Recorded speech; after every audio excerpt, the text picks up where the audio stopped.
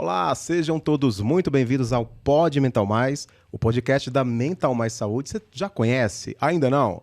Então vem fazer parte da nossa comunidade, Comunidade Mental Mais Saúde. Aqui nós falamos sobre saúde mental, saúde no geral. Pessoal, hoje nós temos... Tô aqui olhando para ele, já tá querendo falar, né? Calma, rapaz. Hoje nós temos um tema de extrema relevância, extrema importância, tá? Que a Mental Mais Saúde, como é uma empresa, um espaço que fala e faz saúde mental, não poderia deixar de trazer, né? Saúde mental na comunidade LGBTQIAPN+. Não é muita coisa não, e tem mais coisa entrando aí, porque é necessário e vamos falar sobre isso. Bom, deixa eu ler aqui, né, a bio do meu convidado de hoje aqui. Dr. Daniel Lafayette, ele é graduado em Medicina na Universidade Federal de Pernambuco, residência em Psiquiatria pelo Hospital das Clínicas de Pernambuco e residência em Medicina do Sono, sim, ele é médico do sono também, aqui em São Paulo, né? Não é isso? Muito bom. Preceptor voluntário em Medicina do Sono do Instituto de Psiquiatria da USP e preceptor de Psiquiatria na Uninove. Ele é Dr. Daniel Lafayette. Bem-vindo, doutor. Muito obrigado pelo convite. Imagina, eu que agradeço, nós que agradecemos. Como é que você está? Muito bem, e você? Tranquilo e ansioso pelo tema de hoje. Temos coisas a conversar, né? Temos pontos a tratar e são pontos realmente fundamentais. E necessários. Eu quero já passar aqui o bastão para você, doutor. Fica à vontade. O que você quer trazer para a gente da sua abordagem, da sua experiência enquanto médico, psiquiatra, enquanto ser humano? Pois é. A gente sabe que na psiquiatria, a própria saúde mental e a avaliação da saúde mental, ela sempre teve um grande preconceito na sociedade. Principalmente ali, até mais ou menos os anos 90.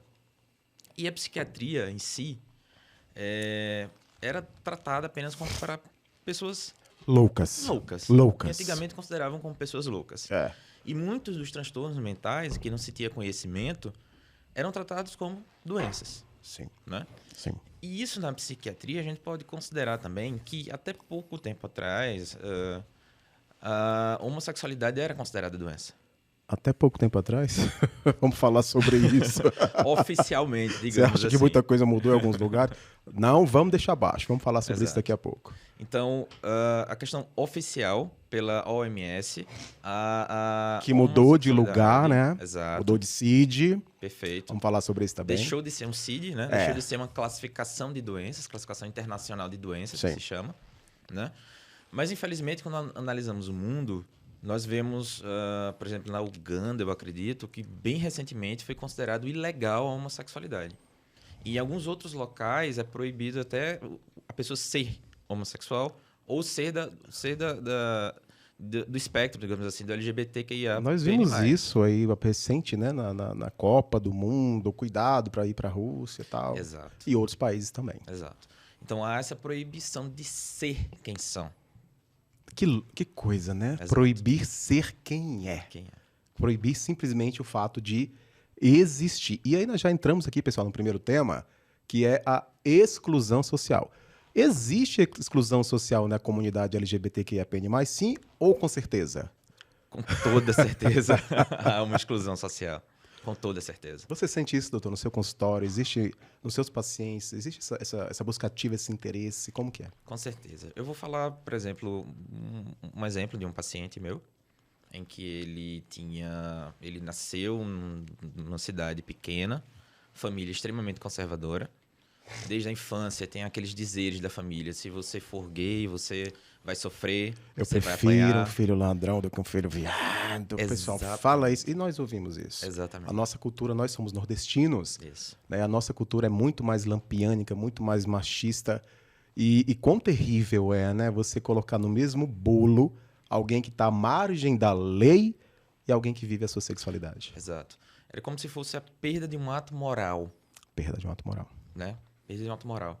Então, a pessoa cresce em torno dessa situação social e familiar, acreditando que ele é a pior pessoa do mundo. Família, às vezes, é uma tragédia, né? Exatamente. Exatamente. Não todas, hein, pessoal? Mas Muitos fantasminhas, muitos trauminhas começam na família. Eu digo sempre o seguinte, às vezes a família, não generalizando, claro, mas é a instituição mais falida, que mais gera traumas e fantasmas. Depois eles vão embora e você, cara pálida, você que lute para pagar a sua terapia. Né? Porque nem isso eles fazem. Exato. Mas você está falando do seu paciente, né? Isso. Lá, conta pra gente, doutor, por favor. O crescimento dessa pessoa na sociedade, como é que vai ser? A evolução, né? A evolução dele. Ele vai acreditar por muito tempo na vida dele que ele não presta, que ele não tem o mínimo valor moral, que ele simplesmente é algo à margem da sociedade por ele ser quem ele é. Porque foi ensinado. Porque foi ensinado a isso. Porque foi ensinado. Então, para a pessoa compreender que ele não tem esse desvalor moral e que ele pode ser tão cidadão quanto qualquer pessoa, isso demora, muitas vezes, demora um processo psicoterápico muito importante. E que é evolutivo também, né? Isso. É de evolução. É uma evolução. E às vezes isso acontece muito quando você sai do lugar que te adoeceu. Né? Eu também trato muitos pacientes com temáticas, né? A gente trabalha com saúde mental, a gente recebe. E tem que estar aberto, disponível para receber essas pessoas. E é sobre isso, é sobre receber e acolher. Isso. Acolher de verdade, né? E sempre tem uma questão, digo, ó, faz o seguinte, para eu te ajudar, para você conseguir ter êxito, sucesso no seu tratamento, saia do lugar que te adoeceu. Limpe a casa e saia de lá, porque infelizmente não dá, você concorda? Concordo, completamente. Para continuar? Então, doutor, como é que você percebe essa exclusão social na comunidade?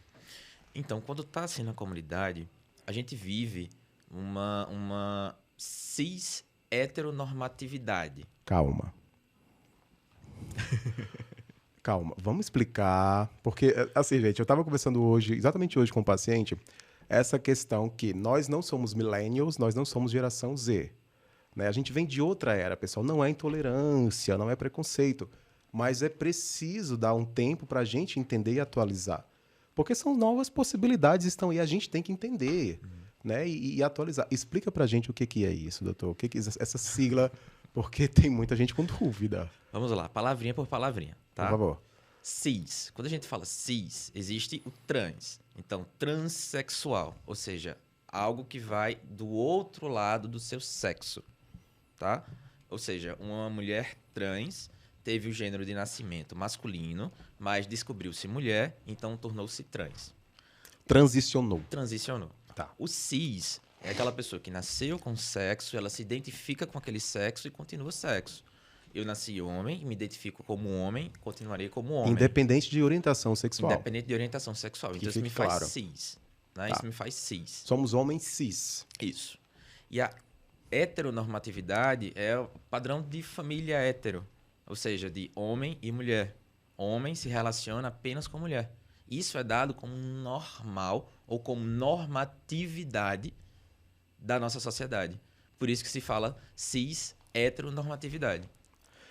Eu vou entrar aqui num tema, doutor, porque eu quero botar fogo no parquinho, sim, entendeu? É sangue na pista, mano, entendeu? Eu vou entrar aqui num tema que as pessoas falam muito assim, né? Principalmente aí os héteros top, porque tem muito hétero com a masculinidade frágil, né? Como diria Pepeu Gomes, ser um homem feminino não fere o meu lado masculino, mas tem homem que está muito ferido, né? E como que, de repente, por exemplo, no mês de junho, né? E vamos falar sobre isso, doutor? Vamos ser sinceros aqui, né? Quando eu lhe convidei para o Pod Mental Mais, foi no mês de junho, né? Eu falei, doutor, vamos falar sobre essa temática. O que você falou para mim? Conta pra gente. Acredito que seja melhor a gente fazer depois. Por quê? Porque o momento do LGBT é o tempo todo. Satura, né? Satura. Enche o saco. Com certeza. Porque se aproveitam do movimento. Exato. Né? Não é um movimento meramente comercial, não deveria ser essa a finalidade. É um movimento de libertação, de reconhecimento. Aí, doutor, tem gente que vai entrar naquele mérito e dizer assim, mas por que tem que ter orgulho gay? Se eu sou hétero, não tem um dia do orgulho hétero. Querido, macho alfa, hétero top, olha só, deixa eu falar uma coisa pra você. Quando foi que você foi perseguido pela sua orientação sexual? Somente por isso. Não estou elencando outros fatores aqui. Fechou? Fechou. Quando foi que você foi perseguido pelo fato de você gostar de mulher, cara? Quando foi que você foi perseguido ou você precisou chegar para sua família? Mãe, pai, senta. Eu tenho uma coisa para dizer muito séria. Eu sou hétero. Saia da minha casa! Porque isso acontece. Isso acontece, né? E eu acho isso muito interessante. Pais e mães, né, quando se descobrem grávidos ali, as mães estão grávidas, é menino ou menina? O que você quer? Ah, eu quero que venha com o quê? Com saúde. Mas quando o filho se descobre, existe essa descoberta homoafetiva, aí o filho já não presta. Ele tem que ser defenestrado, ele tem que ser jogado fora. E aí você não se dá conta, pai e mãe, que a rua não vai criar legal o teu filho. Não é verdade, doutor? Exato. Muita gente vem falando, muitas famílias falam que aquele filho degenerado, o filho que abandonou a família, o filho que saiu de casa, o filho que fugiu, o filho que, enfim, tem suas próprias questões éticas e morais a se resolver. Eu pergunto muito para essa família que se essa família depois descobriu a questão da sexualidade ou a questão de gênero desse filho, se essa família começou a tratar do mesmo jeito que tratava os outros filhos, se essa família tratou com inclusão e ensinou os valores éticos e morais de forma correta. Porque de berço de família, independentemente de gênero ou de sexualidade, os valores morais são criados e são desenvolvidos para o resto da vida. É o meio, né? O meio impacta, mas o meio também é transformado. Assim você sinta a necessidade de transformar o meio, concorda, doutor? Concordo. Mas muitas vezes as pessoas não conseguem modificar esse meio. Por quê? Porque a vida se resume àquilo. Isso.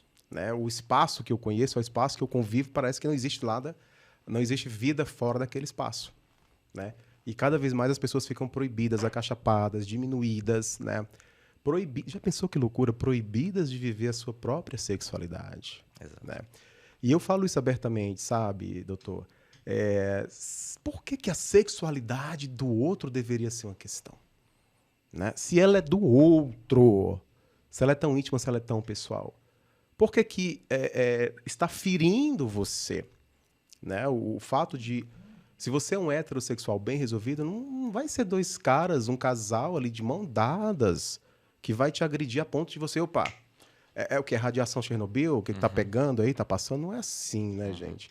Eu acredito muito piamente que é uma coisa muito mais mal resolvida internamente. Também. Tem essa questão... Tem a questão cultural, né? A ideia de que não pode... cultural que veio e que a família herdou. E religiosa também. Com certeza. Vamos falar sobre isso. Com certeza a questão religiosa, cultural, social, que faz já justamente essa exclusão. Mas também tem uns pontos individuais. Por que incomoda tanto? Tem algo ali realmente que não está resolvido. Que precisa resolver. Querido, sai do armário. Vai viver tua sexualidade, né? Porque se você é seguro da tua sexualidade, o outro não pode te trazer um ponto de tal desassossego que vai te incomodar. Isso. Por que está te incomodando, né? E essa temática, sempre que a gente vê... O Brasil é um país que tem muita questão, doutor, de LGBTfobia. Transfobia, principalmente. Sim. Né? Inclusive, vou dar um spoiler. Não sei se eu dou esse spoiler. O que você acha? Acho que é interessante pouco para curiosidade, né? Pessoal, o próximo tema também está nessa seara, você entendeu? Mas de uma maneira muito mais profunda, nada superficial, tá legal? Porque nós vamos falar sobre acolhimento com uma pessoa muito importante aí dentro da Igreja Católica, tá? Não posso falar mais. Fica de olho aqui no canal da Mental Mais Saúde e também lá no nosso Instagram, @mentalmaissaúde, que você vai ver nos próximos passos aí um movimento bem bacana sobre inclusão e transexualidade e saúde mental, que nós vamos falar aqui também, né, doutor? Sim, então é uma questão que você percebe a exclusão social. Isso. Na comunidade. Essa exclusão é muito clara, principalmente quando a gente analisa os dados, né? Os dados chocam. Os dados chocam. Por exemplo, a gente sabe que a exclusão social leva a um maior índice de suicídio. E a gente sabe que nessa população, o risco é de 6 vezes mais de cometer suicídio do que na outra população. Suicídio na comunidade. É suicídio na comunidade. Porque se ninguém te aceita no teu ambiente, se ninguém te acolhe, para onde você vai correr? Exato. Né? Ninguém cura da saúde mental. Uhum. E a população também ganham menos do que os héteros. Ganham até 2 vezes menos do que os héteros. Tem aquela diferenciação entre homem e mulher, salário homem e mulher. Sim. Mas também nos LGBTQIAPN+, ocorre também de ganhar 2 vezes menos do que os héteros, no geral. Pro mesmo cargo? Pro mesmo cargo. Vocês sabiam disso, pessoal? Isso é preocupante. Bom, o que eu sei, isso não é nem difundido como deveria, né? Há algumas empresas mais rigorosas, né? Algumas empresas mais conservadoras, porque sempre tem o conservadorismo, né? Mas quando você vai olhar por debaixo do tapete dos conservadores, deixa pra lá. Deixa pra lá. Deixa pra lá. Essa não é a questão. Algumas empresas não contratam pessoas, homens homossexuais, com o famoso jeitinho, o trejeito. E é nisso que está a intolerância. Pessoal, é nisso que está a homofobia. Você pensa que a homofobia é bater? Isso é agressão, cara. Não é, doutor? Exato. Homofobia muitas vezes é sutil. Não é só na agressão. Como eu já ouvi algumas vezes, né? Imagina se eu sou homofóbico. Eu tenho até um amigo gay, cara. Quer dizer, bateu a meta, né? Preencheu a cota. A cota tá preenchida. E as empresas, para serem inclusivas, entre muitas aspas inclusivas, adotam justamente essa cota gay. Temos um gay, pronto. Exato, temos um gay aqui na equipe, não somos homofóbicos. Isso acontece também com negros. Sim, acontece cota com racial. Negros, então você vê que sempre um ou outro negro, mas a gente vai entrar nesse assunto também, né? Exato. Sobre lugar de fala, doutor. Eu tenho uma implicância com esse termo. Pode me apedrejar virtualmente, mas eu tenho uma implicância. Mas eu vou te falar por quê. O lugar de fala é um lugar que me deixa muito confortável para não falar nada. Ué, porque se eu não estou encaixado na transexualidade, na homossexualidade, eu não vou falar sobre nada? Eu não vou me rebelar? Mas como é que eu não vou me rebelar quando eu vejo, por exemplo, um aluno meu, aluno trans, um homem trans, mostra para mim as marcas. Olha, professor, o meu peito é machucado, o meu corpo é machucado, porque passo o dia inteiro com aquela coisa que aperta, né, para esconder os seios. Você entendeu? Como que eu vendo isso na primeira fila da minha sala de aula, eu não vou me manifestar? Eu não posso falar, doutor, não sei se você concorda, mas eu não posso falar de alguma coisa dentro da coisa. Mas eu posso falar sobre. E eu posso fazer barulho sobre, porque eu estou vendo que dói, não é possível. E as pessoas se fiam nesse lugar de fala para não falar nada. E não falam nada. Pois é, essa é a questão. O importante é entender a diferença do lugar de fala e poder falar sobre algo. Vamos explicar isso. Né? Poder falar é justamente isso. É poder entender e ter empatia do outro. Saber o quanto o outro sofre e o quanto o outro... exatamente o que você falou. Eu quero falar e eu quero dizer mas que empatia as pessoas... existe, doutor. Isso, é empatia. Empatia existe. Empatia, claro que existe. Existe. Eu posso me colocar no lugar do outro? É difícil, polêmico. Mas existe. É polêmico. Como que eu vou sentir a dor do outro se ela não é minha, não é? É difícil. É você se colocar no lugar do outro. A gente pode fazer um exercício aqui. Tentar mentalizar um pouco mais. Vamos lá. Imagine, então, uma pessoa que sempre foi excluída e que ela não se aceita no próprio corpo. Nossa. Se olhar no espelho e dizer, isso aqui não sou eu, não é meu. Que é isso? Eu não me reconheço. Não me reconheço. Quando a gente fala do lugar de fala, então a gente empatiza isso que eu falei, a gente tenta entender e toda a exclusão social que essa pessoa vai passar até fazer toda a sua transição, né? Transição de gênero, né? Saber que as famílias não vão aceitar, que vai ter exclusão, que ela não aceita o seio, a sociedade não vai aceitar. Eles ganham muito menos e quase não conseguem emprego, as pessoas trans. E isso eu consigo empatizar e saber que é muito sofrimento e que é muita exclusão. E dizer para a sociedade que isso não está certo, essa exclusão. Agora, o lugar de fala seria eu dizer o quanto que a pessoa sofre. Eu não posso nunca chegar e dizer o quanto ou o que, ou quais motivos a pessoa transexual realmente sofre. O que eu estou falando aqui são estimativas científicas, são dados de pacientes trans que me falam, mas nunca vai ser igual ao que uma pessoa trans tem a dizer do quanto que ela sofre. Então, a importância de dar um lugar de fala é exatamente isso. É a pessoa poder dizer, eu sofro por causa disso, eu sofro assim, e a gente precisa rever as políticas públicas em relação aos transexuais. Doutor, nós estamos numa cidade, não falando mal de São Paulo, pelo amor de Deus, né? Mas nós estamos numa cidade onde tudo acontece muito rápido. E nós viemos de culturas mais quentes, mais calorosas. Sempre na nossa casa existia lá uma garrafa de café, uma tapioca, um cuscuz, né? Exato. Sempre existia isso, chama todo mundo, tal. Na sua casa devia ser assim, né? Então, assim, quando a gente chega numa cultura como essa, que é mais fria, porque é uma cidade muito grande, porque é uma cidade que corre o tempo todo, é um choque cultural, não é? Exato. Até você acostumar a equilibrar, ser plana um pouco, né? Sim. Isso também pode ser um fator social para repelir pessoas, para não agregar, para não juntar. Você vê por esse lado também? Você não tem acolhimento. Exato. Como deveria ter. Exato.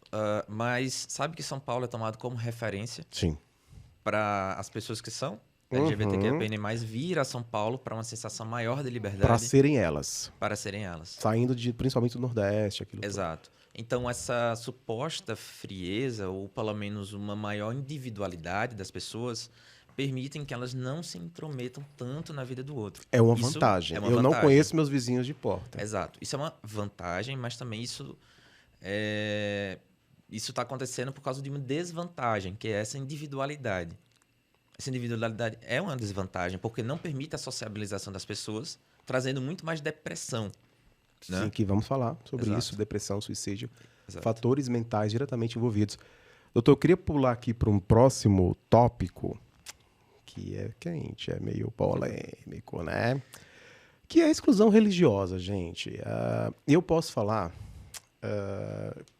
eu vou falar de lugar de fala, né? Eu venho de um meio cristão evangélico, né? Hoje, eu posso dizer assim, eu aprendi a ser cristão. Eu desaprendi a ser evangélico. Eu aprendi a ser seguidor de Cristo e professar o amor de Jesus, né? E quando eu vejo pessoas, principalmente líderes religiosos, expulsando, né? Você está doente, você tem que ser curado, você tem que ser não sei o quê. Sem citar nomes, mas ultimamente tem um pastor que está batendo forte, né, nessa polêmica, nessa questão, sabe? E sempre colocando a comunidade LGBTQIAPN+, num lugar de demonização, né? Sabe, doutor? E não existe um cuidado, um acolhimento de um líder religioso que deveria acolher. E parece que não ouviu o que Jesus falou, né? Ame o próximo como a ti mesmo. Ponto, cara. Ama o próximo como a ti mesmo. Eu nunca ouvi Jesus falar nas suas parábolas, né? No tempo que ele esteve aqui e nos deu os seus inscritos, né? Eu nunca ouvi falar algo sobre ame o próximo, desde que ele seja branco, desde que ele seja hétero, não, ame o próximo, ponto. Onde que abriram tantas brechas, né? Porque sim, a igreja que não deveria fazer isso, muitas vezes é um lugar de intolerância, que não acolhe, repele. Está errado, gente. Pois é. Isso que você comentou, né, desse... Vamos dar nome aos bois um pouco. Esse pastor, que todo mundo já sabe quem, vou evitar falar nomes. Pelo amor de Deus, né? Que a gente não quer problema com ninguém. Porque não tenho dinheiro para advogado. É sobre isso. Né? Porque se a gente fosse falar tudo que pensa, tem vontade, salário para advogado. Mas, enfim, esse pastor, que eu considero uma pessoa asquerosa, extremamente prepotente, porque ele, na fala dele, ele chegou e disse que Deus não pode mais matar os homossexuais. Então, isso está com vocês. Então, é um ser prepotente que sabe o que Deus quer. Ai, Jesus. Né? Que sabe o que Deus quer e incitou claramente a violência para nós matarmos os LGBTQIA+. Ele falou isso. Ele incitou isso. Né? E eu, colocando no lugar de fala, como homossexual, eu me senti extremamente ferido com essa fala. E isso dá medo. Porque ele é uma pessoa pública que estava lá nos Estados Unidos para falar aquilo. Né? Qualquer pessoa, doutor, que tem esse instrumento na mão tem que ter responsabilidade. Tem que ter responsabilidade com o que fala. A gente está vivendo a era aí dos digital influencers. Alguns não influenciam nada, né? Outros influenciam muito negativamente. Outros são muito positivos, né? Mas a gente tem que ter cuidado com o que fala. Tem que ter responsabilidade com a fala. Então, incitação de massas para destruir outras massas. O que é isso? Né? O que está acontecendo? Sabe? Por que isso está sendo falado dessa maneira? Eu não consigo entender. Né? Por que essa intolerância religiosa de alguém que deveria acolher vidas e está defenestrando vidas? O que está mal resolvido ali, né? Pois é, mas assim, o que é que eu aprendi muito da vida religiosa? Eu fui católico durante muito tempo. Cresci na igreja católica, como toda cidade do interior, que o catolicismo é muito forte. A praça, Né? a prefeitura, Pracinha, a igrejinha. né? Tudo isso. E depois eu me tornei espírita. Depois de certa vivência e de experiência, eu... Você sente que foi uma evolução. Isso, entrei no espiritismo. Mas o que é que eu vejo em comum com essas duas religiões e também com a religião também dos evangélicos, né? Eu aprendi que Deus é amor. Exato. Deus é misericórdia. Deus é acolhimento. Deus é compreensão. Quem é que são essas pessoas para falarem no lugar de Deus? Eu acho interessante isso que você está falando. Parece que eles têm procuração divina, né? Exato. E eu acho mó barato que, assim, tudo eles colocam as pessoas no inferno. Você vai para o inferno. Querido, você comprou lote no inferno? Você está loteando lá? O que é isso? Né? Um pessoal que por tudo vai colocando os outros no inferno. Vai você primeiro, cara. Exato. Você entendeu? Para disso, porque... eu vou falar uma coisa agora que eu estou sendo tocado aqui para falar, que é o seguinte: não existe, independente da sua crença, da sua fé, toda nação reconhece que só Deus é o Senhor, sabe? Independente da sua crença, né? O Brasil é um país laico, é um estado laico, mas de grande maioria católica e evangélica protestante, né? Todos reconhecem que só Deus é o Senhor, independente da sua fé, né? E esse mesmo Deus, ele traz o amor, ele traz o perdão, ele traz o acolhimento, traz a justiça também, mas ele traz o perdão. Então, quem são essas pessoas para ficarem lançando outras fora? Com que poder? Certo? Presta atenção, cara. Você não sabe o valor que uma alma tem para o Senhor Jesus. Não jogue ela fora, você não tem esse direito. Isso compete a Deus. Né? Então, doutor, sim, é um fato muito sério essa exclusão religiosa, que não deveria acontecer. Porque eles esquecem o seguinte: uma coisa é você ser LGBT, né? Eu vou falar mais LGBT para economizar um pouquinho o tempo, tá? Mas a questão de ser LGBT, eles esquecem que aquilo é uma parte da pessoa. É uma parte, não é o todo. Não é o todo. Ninguém é gay. Ele faz parte dele ser gay, mas ele não se resume àquilo. Como você falou, que você é um homem cis homossexual, certo? Isso. Mas, antes de tudo, você também é um filho, você também é um ser humano, você também é um primo, você também é um tio, você também é um médico psiquiatra. Isso. E também tem a sua orientação sexual. Exato. Então, os sofrimentos podem partir de várias dessas áreas. Então, quando alguém vai procurar ajuda, em alguns locais, só porque a pessoa já é gay ou lésbico, já colocam isso como juízo de valor e já diz que o problema que a pessoa está sofrendo é por ser gay. E todos os outros aspectos são ignorados em algumas religiões. Ou, não vou nem dizer religião, mas alguns sacerdotes, alguns pastores, algumas pessoas de figura religiosa. Né? Exato, e alguns fanáticos. Então, o que é que fazer? O que é que as igrejas podem fazer? O que é que as religiões podem fazer? É esquecer e botar de lado um pouco a sexualidade das pessoas e tentar entender quais são todos os outros problemas. Há várias pessoas que eu conheço que são gays, mas são evangélicos e gostam de ser evangélicos. Mas eles falam da dificuldade de encontrar um pastor, uma igreja, que eles não são reduzidos à sexualidade. Por isso que precisa, muitas vezes, irem para igrejas inclusivas, né? Como aqui em São Paulo tem, no Brasil todo tem. Igrejas inclusivas, onde é focado para o público LGBT e tal, e não deveria ser assim. São pessoas que estão ali adorando o mesmo Deus, né? Então, é muito estranho pensar nisso hoje.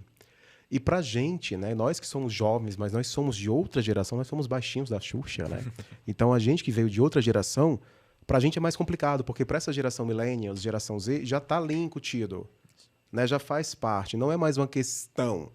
É o coleguinha que é gay, né? Porque se não fosse assim, você não veria crianças 3 anos, 4 anos, com jeitos femininos, homens com jeito, crianças com jeito feminino, a gente vê isso. Sim. Né? Então, onde que está essa ruptura? Né? Por que, voltando ainda na fala da família, por que a família, percebendo isso, não começa a acolher o filho? A dona Dea Lúcia, mãe do Paulo Gustavo, saudoso Paulo Gustavo, ela teve lá num podcast, né? No Quem Pode Pode, da Gil Eubank, e também da FEPA, Fernanda Paes Leme, E ela deu uma fala tão corajosa, né? E desnuda. E ela disse: acolha o seu filho.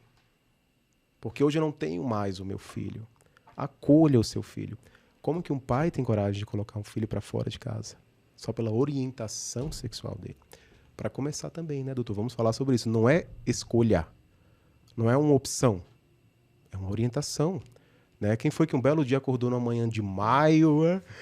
Hoje o dia tá bom, você é gay. É assim que acontece? Não é assim. Então, assim, começar a tirar esse discurso de opção. Ninguém optou. Se você pudesse ter optado, você optaria? Olha, antigamente eu acho que eu optaria. Muito antigamente. Por ser? E por causa da dificuldade que eu iria passar. Não, você optaria por ser hétero ou por ser homem? Se você pudesse optar. Se eu pudesse optar hoje, estou muito feliz como eu sou. Certo, mas até construir isso... Mas até construir isso... Foi porrada. Foi.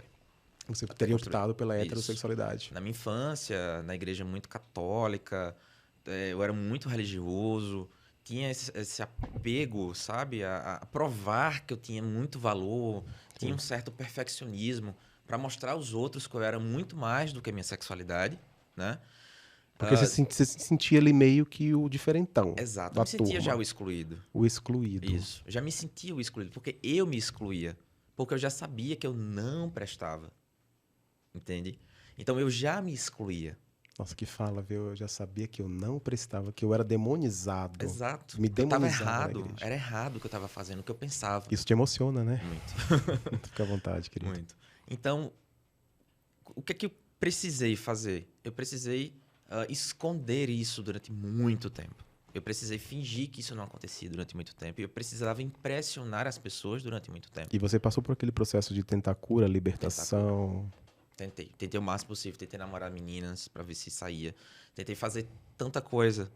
Mas isso não funcionava, não vinha, porque a verdade era outra. Já tinha aquilo constituído em mim, né? Mas depois de um processo de terapia, processo de viver o mundo, de experienciar o mundo... E de sair de perto de algumas pessoas. E sair de perto de algumas pessoas, com certeza. Com certeza. Faz um bem danado às vezes, né? Então, com o amadurecimento, eu fui entendendo e fui aceitando quem eu era, como eu era. E eu entendi isso, que a minha sexualidade hoje, para mim, não representa nem 10% da minha vida.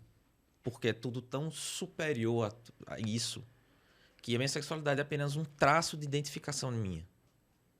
Todo o restante não importa. Todo o restante é o que eu construí.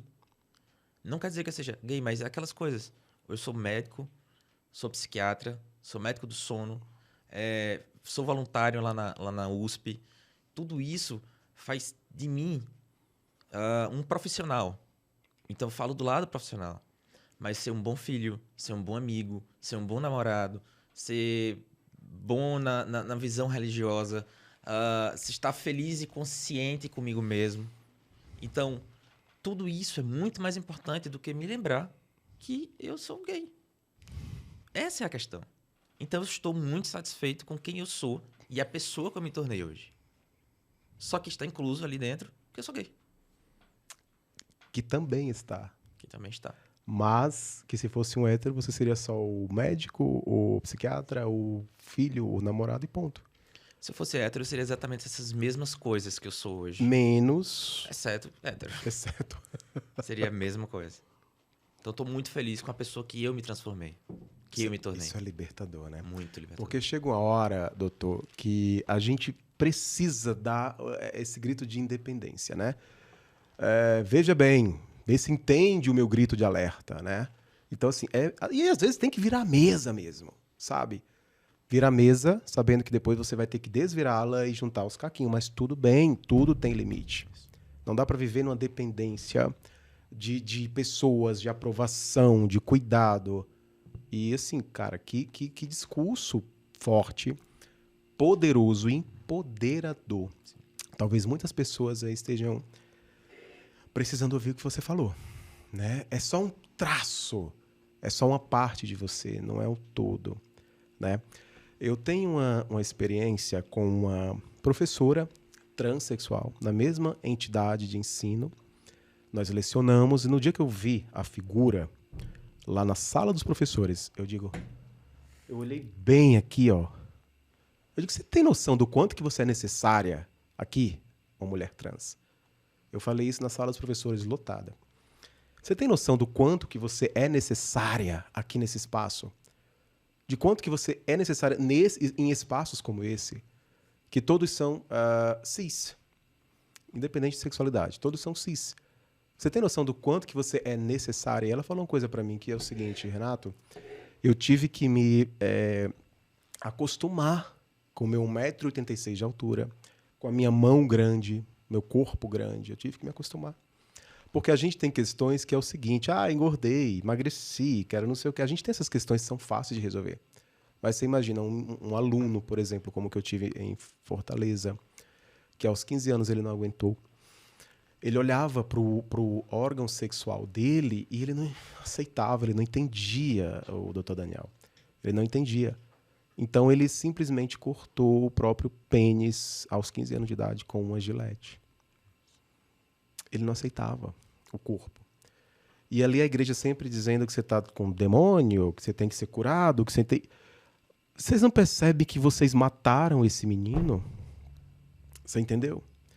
É o que a sociedade faz, demonizando pessoas, em vez de acolher pessoas.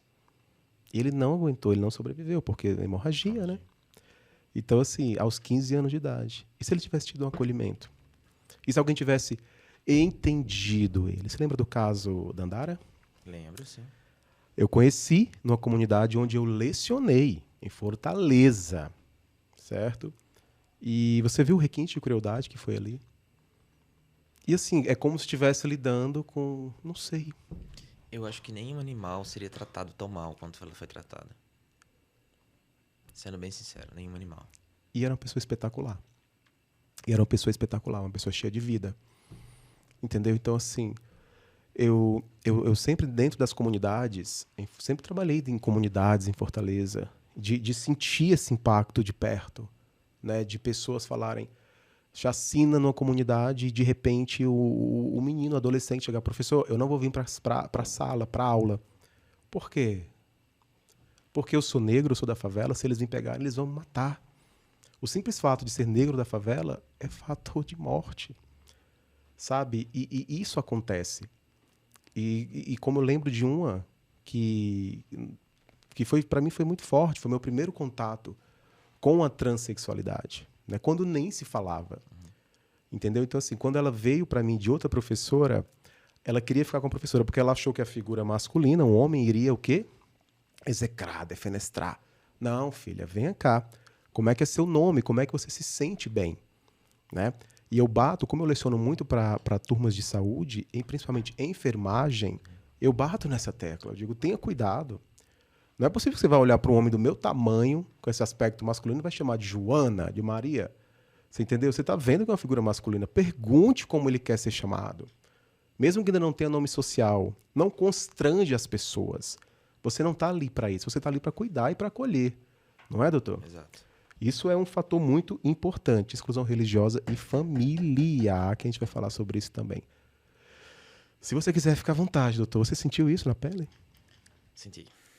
Já que a gente está nesse papo aqui corajoso, toma uma água, Eu aceito. Bebe uma água, por favor. Ei, Rodrigo, o tema tá quente aqui, hein, hoje?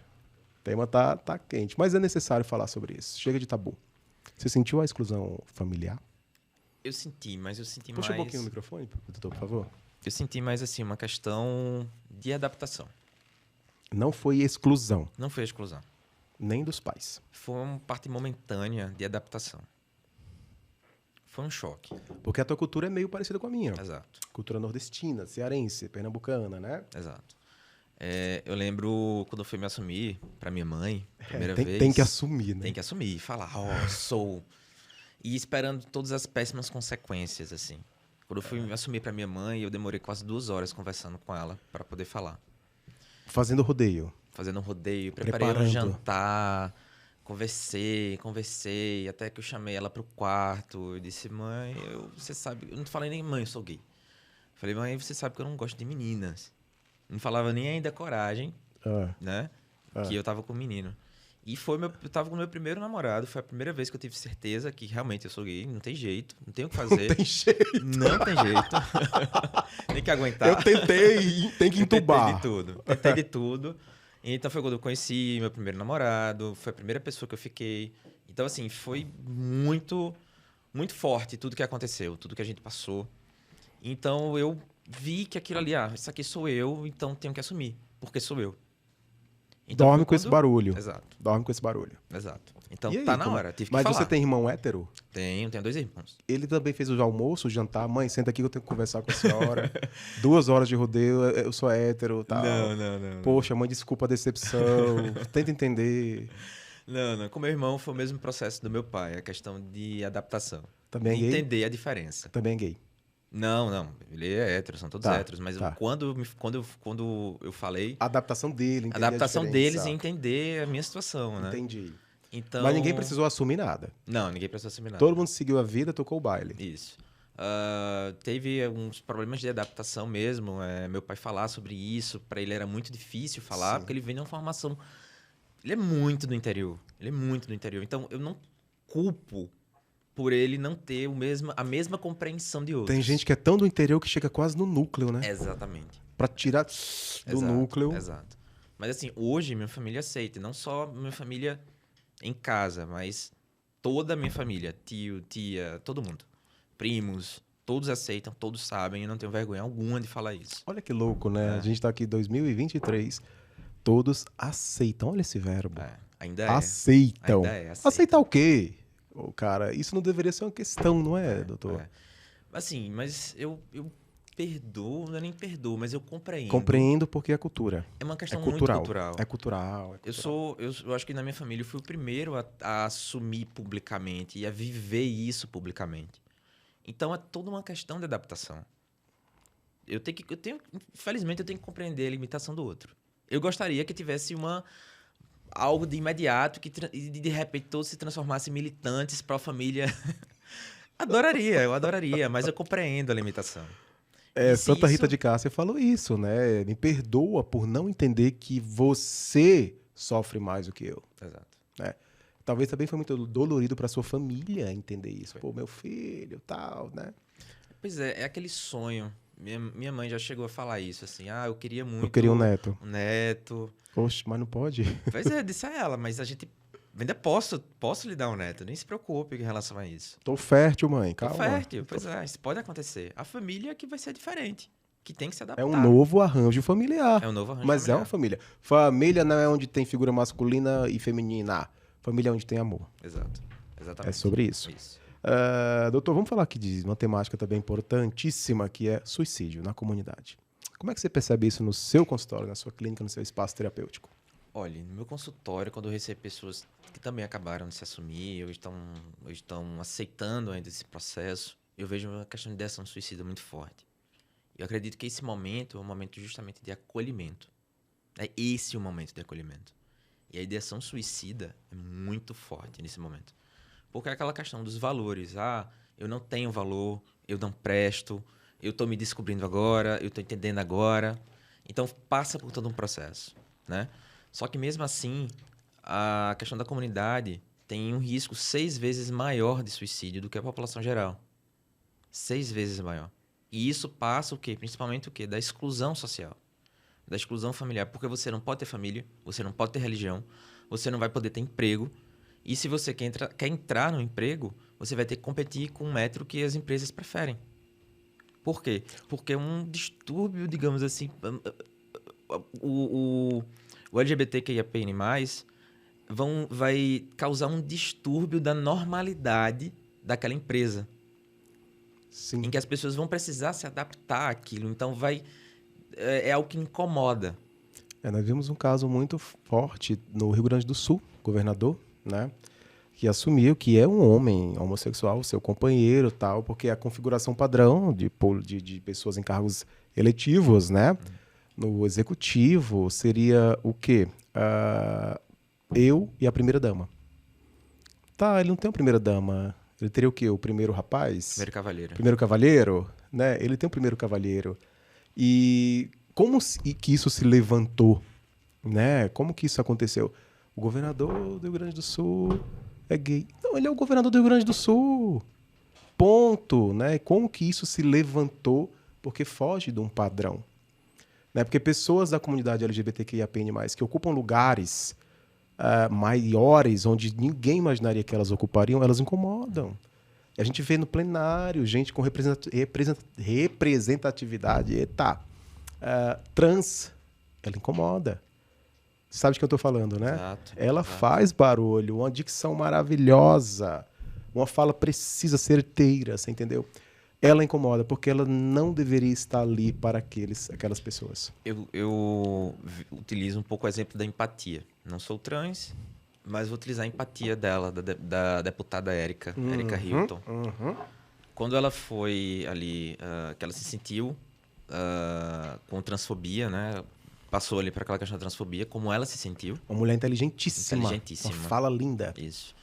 Quando ela começou a falar do que ela tinha passado por um deputado da extrema-direita, não vou dizer quem ele representa de presidente, mas da extrema-direita, ela começou a falar. E os deputados mais religiosos, os deputados da extrema-direita, taparam os ouvidos como um protesto, dizendo que não iam ouvi-la. Quer exemplo maior que exclusividade? Aquela bancada religiosa mais extremista, tá? Mais extremistas, vamos deixar claro aqui. Deixar bem claro. Então, imagina a exclusão que eles estão fazendo para ela, as provocações. Isso tudo é provocação, é um jogo armado de provocação, para que ela perca cada dia mais as estribeiras, digamos assim. Então, isso é um jogo armado. E ela é muito necessária naquele lugar. Ela é muito necessária. Ela é muito necessária. Muito. O que eu falei para essa mulher trans, que inclusive vai estar conosco aqui, você é necessária nesse lugar. Porque a sociedade aceita que você tem o seu ganha-pão aonde? Na prostituição. Não é? Desde que mundo é mundo. Desde que elas existem. Desde antes que se fale de transexualidade. Né? Do tempo que só existia um travesti. Então, a sociedade aceita que elas ganhem o seu ganha-pão na prostituição. Está tudo bem.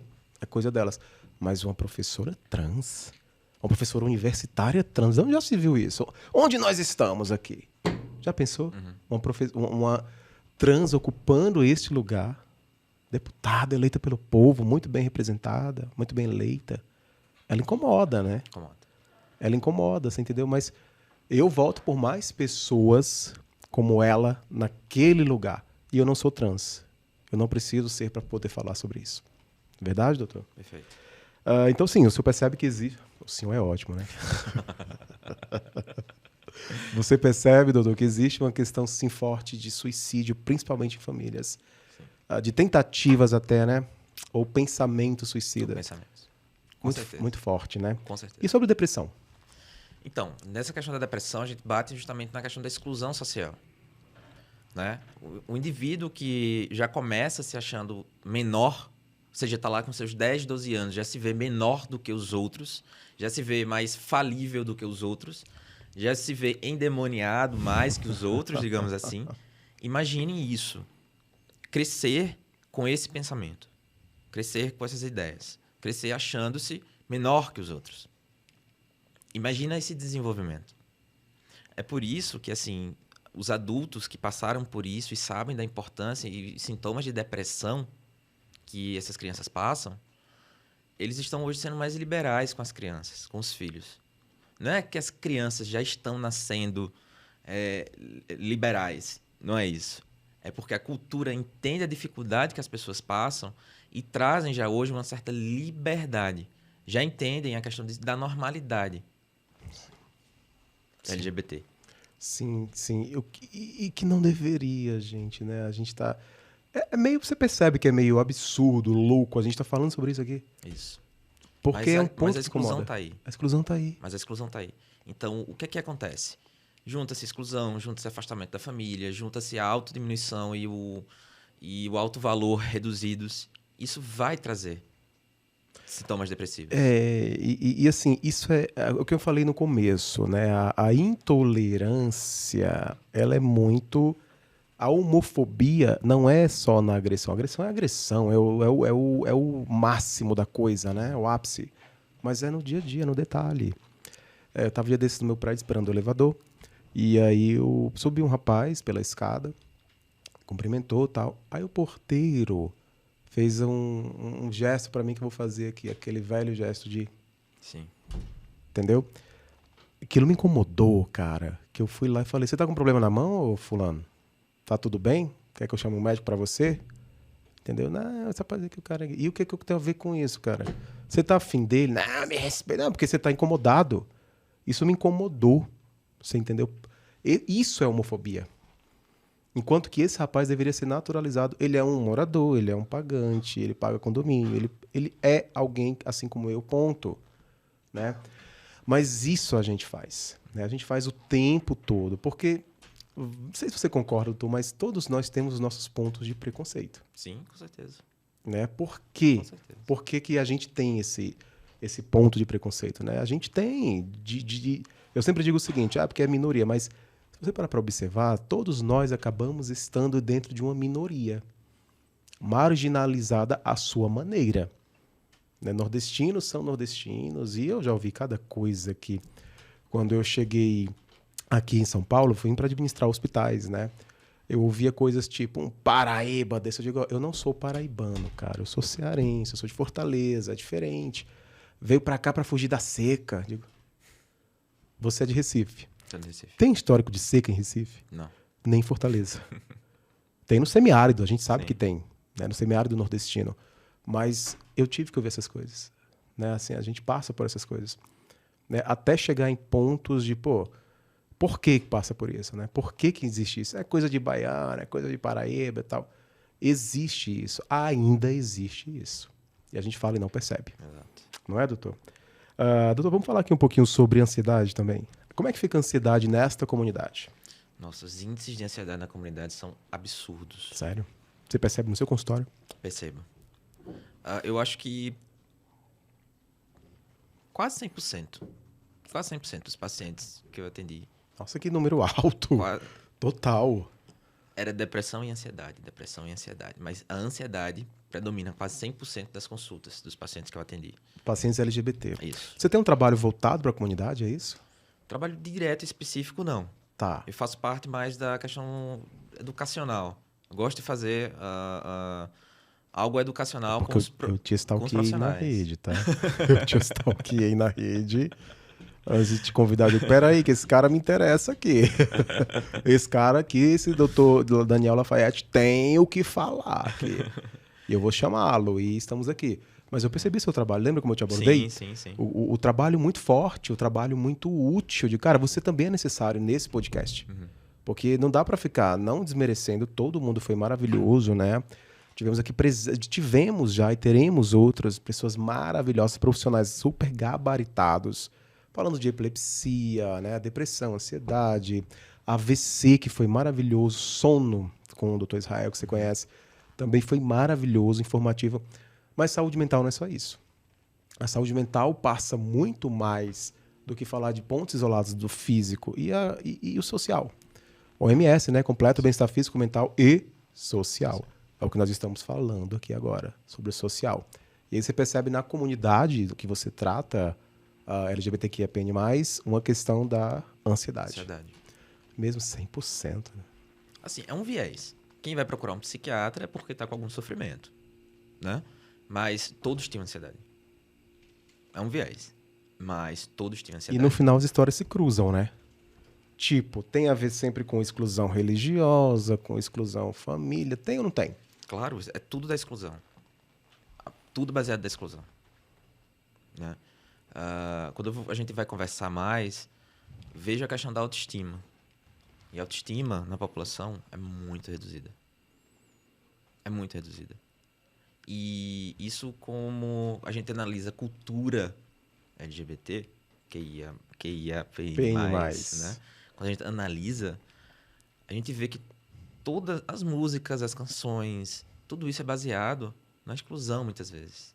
Ou de um amor não compreendido. Ou de uma autocompreensão que não foi bem estabelecida, digamos assim. Então, todas essas exclusões, pequenas exclusões e a autoexclusão fazem parte desse quadro cultural também passado para essa população. É aprendido, né? É aprendido. E isso vai trazendo mais ansiedade, porque existe um perfeccionismo por trás. Porque é a tentativa de provar valor aos outros. Que cansativo, não, cara? Super cansativo. Cansativo, repetitivo. Tem que provar, né? Tem que provar. Olha, mas se eu vou falar uma coisa que é verdade, pensa bem, se você chega numa sala de aula, por exemplo, ou no seu consultório, bem vestido, bem alinhado, bem trajado, você não tem muita coisa para provar, né? Se você chega lá meio largado, um calção, uma camisa mais surrada, velha, você já tem um degrau a mais para percorrer. Esse é o médico? Esse é o professor? Isso eu tô falando só pela vestimenta. Sim. Você imagina pela sexualidade, pela transexualidade. Ela é professora, mãe? Dá um choque, primeiro impacto, e não vem dizer que não, porque dá, viu, gente? Dá um choque. Mas é isso que a gente tem que quebrar, né? A gente tem que normalizar e tem que fazer barulho, pessoal. É o que eu falei. Esquece esse tal de lugar de fala. Fale. Se está incomodando, fale. Vai ficar guardando para quê? A gente somatiza, né? Somatiza. A gente somatiza. Então, sim, ansiedade existe. Existe. A ansiedade nessa comunidade é muito alta. Impressionantemente alta. Meu Deus. Meu Deus. Eu falo muito que é o perfeccionismo. E a busca da aprovação. E né? a busca da aprovação. E mais uma vez o meio impactando. Exato. Você já assistiu um filme chamado Desert Flower, a Flor do Deserto? Não. É uma modelo somali, né? Dears Waris. Resumindo, essa mulher chegou só na ONU, tá? Chegou na ONU, recomendo assistir. Desert Flower, Flor do Deserto. Um modelo somali que até então lutava, né, pela castração feminina, circuncisão feminina. É chocante. E para ela, tem uma cena no filme que ela vê a amiga dela americana, ela é criada ali pela embaixada da Somália nos Estados Unidos, ela vive ali perto. E tem um momento que ela flagra a amiga dela numa relação sexual, né? E ela fica atônita. O que está acontecendo? Mulher boa é mulher cortada. Não fizeram isso com você? E ela vai e mostra a vagina para outra, que se choca, né? Americana. Ela diz, não fazem isso com a gente aqui. Não fazem isso. O que fizeram? Então eles fazem, para quem não sabe, a remoção, né, do clitóris, pequenos e grandes lábios, e é costurado aos 3 anos de idade, né? Na noite de núpcias, quando a menina menstrua a primeira vez, ela já é dada em casamento e o cara rasga com a faca, Jesus, para penetrar, né? Para consumar o ato. Então, assim, isso tudo é cultural. E para ela, mulher boa é mulher cortada. Porque o meio fez isso para ela. Né? Tanto que tem uma cena que o médico americano chama lá um enfermeiro somali para falar com ela. Ela já falava inglês, né? E o médico diz assim, fala para ela que tá muito forte essa costura, mas que a gente pode retirar. Fala para ela. Sabe o que ele fala? Você não tem vergonha, não? Abrindo suas pernas para ele não se importa com a nossa cultura. A sua mãe sabe, e ela entende tudo que o médico estava falando, você entendeu? Então, assim, mais uma vez é cultural. Né? Mais uma vez é impressionante como a cultura impacta e transforma o meio. E aí cabe muito, né, doutor, esse movimento de hoje em dia de não retroceder. Não dá para voltar para armários, dá? Não. Não dá mais. Não dá. Não deveriam existir armários. As pessoas são o que são. As pessoas são o que são. É sobre isso. Doutor, vamos dar um tempinho aqui, que esse papo hoje está meio emotivo. Tá. Mas é real, né? Vamos dar um tempinho, vamos tomar um café. Deixa o pessoal ir lá tomar um café rapidinho, hein, pessoal? Ó, 2 minutinhos. A gente está voltando aqui. Só o tempo de você tomar um café, se espreguiçar, voltar para cá. Que temos muitos assuntos ainda para tratar aqui com o doutor Daniel Lafayette sobre saúde mental na comunidade LGBTQIAPN+. Nos vemos já, hein? Até já.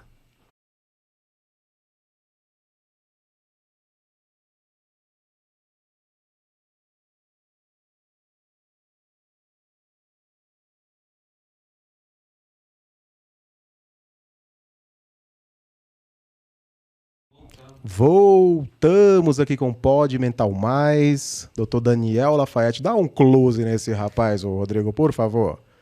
Cabra bonito, gente boa, tá aqui com a gente. É uma honra, viu, doutor, ter você aqui. Muito obrigado. Uma honra muito obrigado, muito obrigado. E vamos continuar falando sobre saúde mental na comunidade LGBTQIAPN+, violação de direitos. Temos.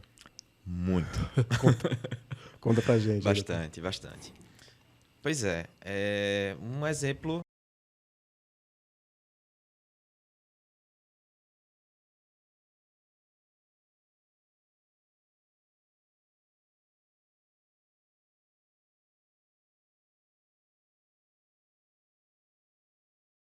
que um pastor já falou que era para as pessoas matarem os gays. Ou LGBTQIAPN+. Isso é ou não violação de direitos?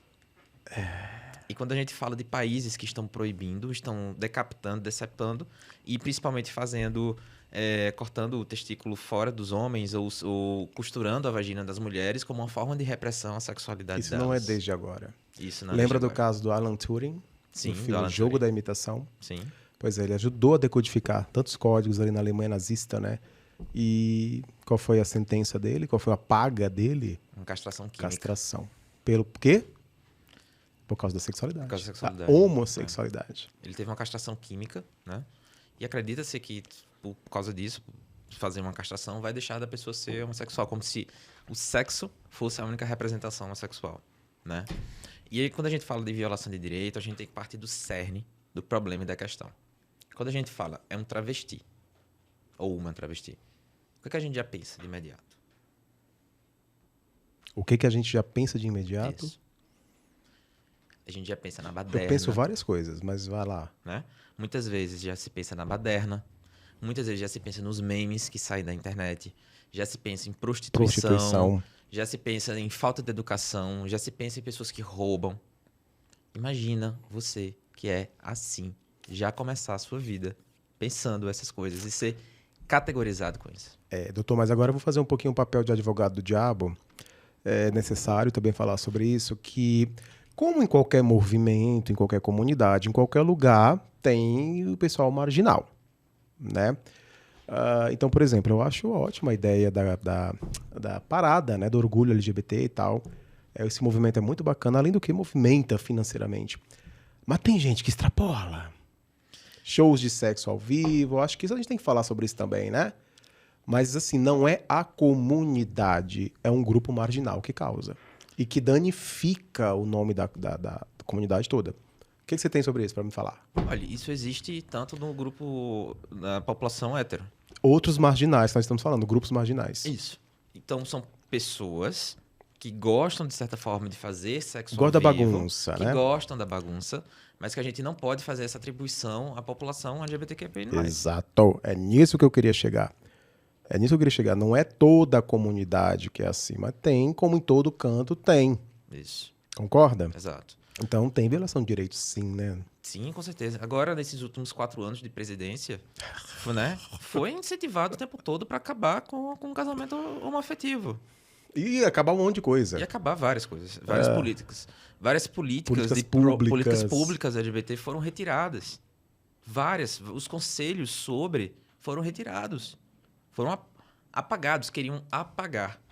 Né? A ministra dos Direitos Humanos, questiona-se esses direitos humanos aí, mas a ministra mesmo, ela extinguiu várias secretarias de direitos humanos. Várias secretarias. Várias políticas públicas foram excluídas. Isso é uma violação dos direitos. Né? Isso é uma violação. E principalmente assim, isso que eu comecei a falar, dos travestis ou das travestis, eu falo dos ou das porque, enfim, variação, sim, né? Sim. Essa população que já é dada com essas 5 coisas que eu acabei de falar, que a maior parte das pessoas pensam isso imediatamente, dos travestis, o que é que vai ser oferecido de valor de verdade? Qual é o valor que vai ser dado às transexuais e às travestis? Nenhum valor. E se essas pessoas não têm valor, elas não têm direitos. Então, eu posso bater, eu posso cuspir, eu posso chegar a fazer sexo e jogar fora, eu posso descartar. São pessoas que foram marginalizadas. Elas não são marginais. Historicamente marginalizadas. Sempre foram fontes de diversão e de piadas. E nunca foram levadas de verdade a sério. Estão sendo agora com alguns representantes. Eu nunca conheci na minha vida um médico ou uma médica transexual. Nunca conheci, nem nunca vi. Não, eu sei que existe, porque já me relataram que sim, que tem uma cardiologista. Eu sei que existe aqui em São Paulo, parece que tem também no Rio Grande do Sul. Mas são indivíduos escassos. Soltos, pontuais. Algumas pessoas que lutaram, batalharam muito e conseguiram chegar até lá. E por que a gente também não vê tantos médicos negros? Pela mesma questão da exclusão social. Os negros, a gente já sabe que desde a origem são colocados numa situação mais marginalizadas, elas não têm tanto acesso assim, à educação, e sem acesso à educação elas não vão crescer e vão virar médicos. É o acesso. Nós vamos falar sobre a dificuldade do acesso. Uma certa vez eu estava no Teatro Renault, espetáculo Fantasma da Ópera maravilhoso, e eu sou muito observador do espaço urbano, né? E eu observei que a pessoa mais, vamos dizer, escura era eu. E eu não sou propriamente um homem negro, né? Era eu. Mas quando eu fui no espetáculo do Ícaro Silva fazendo sobre ícones da música, né, do R&B, música negra, maravilhoso, eu era o mais claro. Eu digo, peraí, por que os negros não estão ocupando aquele lugar? Né? Por que eles não estão naquele lugar? Por que aquele lugar não acessa? É uma raridade. É aquele médico que você falou, que é uma pessoa pipocando ali solta. O que acontece? Por que você acha isso, doutor? Pois é, a própria exclusão. É a origem da exclusão. Muitos negros, eu prefiro até um pouco falar pretos, né? Pretos. Os pretos, eles realmente são excluídos. E eles muitas vezes se acostumam à ideia da exclusão. A ideia de o preto vai até aqui. Isso que eles me falam, né? O preto vai até aqui. Depois disso, só vai quem consegue realmente ser um transgressor. É porque uma pessoa que faz barulho, que ocupa grandes espaços, vindo, por exemplo, da favela da Maré, no Rio de Janeiro, uma mulher negra, incomoda, né? Incomoda, com certeza. Parece que ela tem que morrer. Quebra a normatividade. Ela tem que morrer. Infelizmente, é uma temática absurda. Ela incomoda pessoas grandes que não deveriam incomodar. Eu estou falando de uma pessoa que ganharia talvez o Senado, né? Ganharia, representaria, falaria para as massas, né? Eu conheci um tempo desses uma professora também, enfermeira, e ela estava estava candidata, tal, e o discurso da baiana, negra, linda, e o discurso dela era assim, ó, falar para as minorias. Falar para as minorias. Incomodar, fazer barulho. Digo, você tem certeza que você quer incomodar nesse nível? A falar para as minorias? Você tem certeza? Será que você não vai incomodar demais? Presta atenção sobre isso. Olha o que aconteceu com Marielle Franco. Né? Olha lá o que aconteceu. E parece que a gente tem que silenciar. Infelizmente, né? Mas eu também não me eximo dessa responsabilidade /culpa, tá? Quando eu falo sobre racismo, que é importante nós falarmos sobre isso, eu estou falando do racismo estrutural, é meu, é seu. Sim. Né? O fato de eu olhar para uma amiga, uma negra linda, uma preta linda, vamos dizer, né? Lá em Fortaleza, e falar para ela, para com isso, você é uma preta linda, você é uma negra linda, para com isso. Ela olhou para mim, ei, pera, eu não posso ser uma mulher linda? Eu tenho que ser uma preta linda? Meu mundo caiu. Exato. Você fica sem argumento. Uhum. Por que eu falei isso? Por que um belo dia eu encontrei um cara no meu prédio, um homem negro, e eu, conversador, como já percebeu, né? Conversador, fui falando com ele e tal, e perguntei assim, você trabalha aqui no prédio? Não, eu moro aqui. Meu mundo caiu de novo, entendeu? Por que quando eu encontro com pessoas brancas eu falo do clima? Eu falo do sol, da chuva, do frio. Porque elas são instruídas. Esse é o pensamento principal, porque o branco está instruído. Puxa aqui um pouquinho. O branco está instruído, ele viu o noticiário, ele estava em casa, ele leu. Esse é o pensamento imediato que a gente vê de um branco. não de um preto. Quando você pensa de um preto, é o quê? Um trabalhador braçal. Esse é o pensamento antigo. É o mesmo que você pensar de um gay. O que é que você pensa de imediato de uma pessoa gay? De um cara gay. Ou de uma mulher lésbica. Mulher lésbica, você já pensa uma mulher masculinizada. Caminhoneira, que falam. Um cara gay já pensa imediatamente aquela pessoa afeminada, transtornada. Pintosa, que sai gritando. Que também tem. Tem, mas... E que tenha. E que se respeite, exato, que deixe. Exato. Caetano Veloso tem uma canção que ele diz, né? Todo mundo quer saber com quem você se deita. Caramba, gente. O que isso importa, né? Quando foi que se tornou referência pra nossa vida saber com quem o outro tá se deitando? Sabe o que é que pensam, assim, principalmente dos gays, assim, quando falam, é promiscuidade. É a promiscuidade. Eu acho que as lésbicas também falam, bissexual é o que mais falam. Mas quando falam da comunidade, falam da promiscuidade. Porque é normal um pai de família sair trocando de mulher, tendo filhos. E aquelas casas de swing, né? Casas de swing. Troca de casal, que fermenta um pessoal de alto padrão, cara. Exato. Você entendeu? Eu digo o seguinte, o homem, não sei se você concorda comigo, o homem ele é muito mais sexual, né? Ele é muito mais visual. Então, assim, a mulher é muito mais sentimental, de regra geral. A gente sabe que também tem outras exceções. Mas o homem é muito mais visual e tátil, ele precisa dessa coisa do... Isso acontece. Então, assim, se você parar pra pensar, eu colocaria o homem como talvez algo muito mais sexual, né? E a mulher muito mais coração. Quando você coloca o sexo e o coração, dá um equilíbrio, não dá? Sim. Mas quando você coloca dois sexos, pode dar uma turbulência.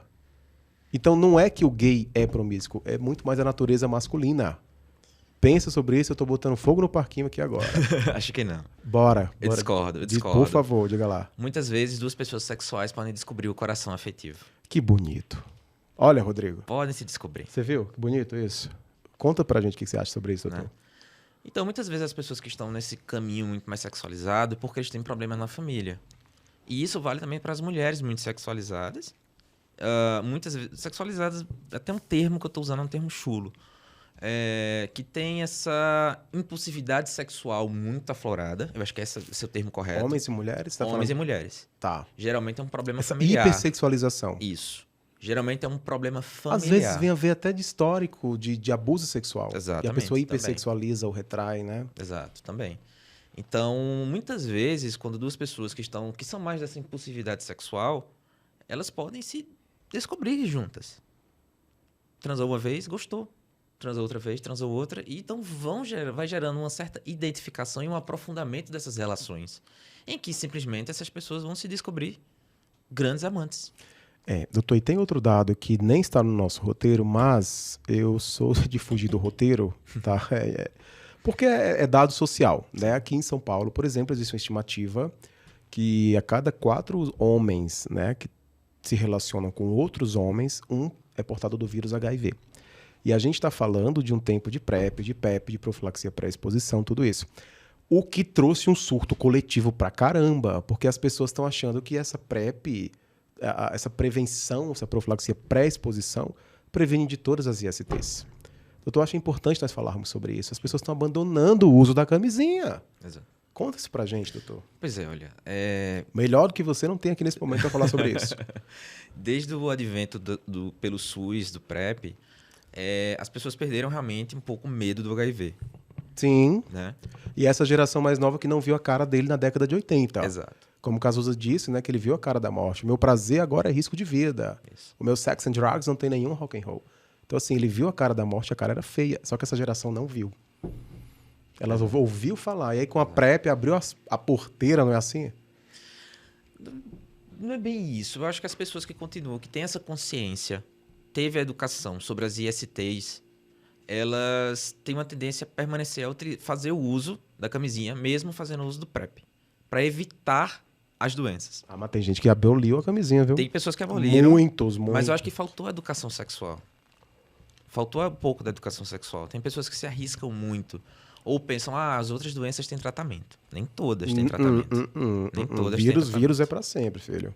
Nem todas são para sempre.